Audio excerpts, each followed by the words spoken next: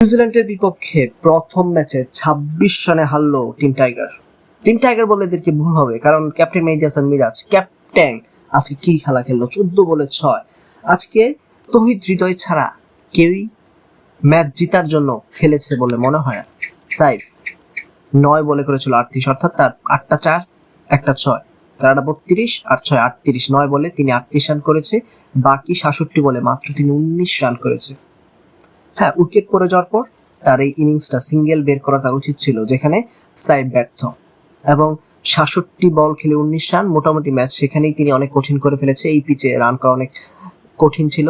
তানজিদ তামিম আজকে ব্যর্থ, নাজমুল হোসেন শান্ত ব্যর্থ। লিটন কুমার দাস ২ উইকেট পড়ার পর তিনি সাইফের সাথে একটা মোটামুটি একটা আর কি ব্যালেন্স স্কোর করেছে। তারপরেও তার সাথে সেই স্কোরটা যায় না। স্ট্রাইক রেট ৮০ বা ৯০ প্লাস হলে বাংলাদেশের এই খেলাটা অত ৪০ পর্যন্ত যাওয়ার দরকার ছিল না, ৪৫ আর কি লাস্টে যাওয়ার দরকার ছিল না। ২৬ রানে ম্যাচটা হারছে মেহেদী হাসান মিরাজ ১৪ বলে ৬, যেখানে তার খেলাটা ধরে নেওয়ার দরকার ছিল। অর্থাৎ বাংলাদেশের লাস্টের ১০ ওভারে খুব বেশি রান দরকার ছিল না, বলের থেকে ১০-১২ রান বেশি দরকার ছিল। সেখানে বাংলাদেশ লাস্টে ৬ উইকেট হারাইছে, রান ২৬ রানে ম্যাচ হারছে। তো এই হারের পেছনে আপনি কার মেইন আর কি, কে মেইন দোষী বা কার জন্য ম্যাচটা হারছে অবশ্যই কমেন্ট করে জানাবেন। এবং আফিফ আজকেও ব্যর্থ। আফিফের জায়গায় কি সৌম্যকে ইনক্লুড করা যায় নাকি সেটাও এখন ভাবার বিষয়।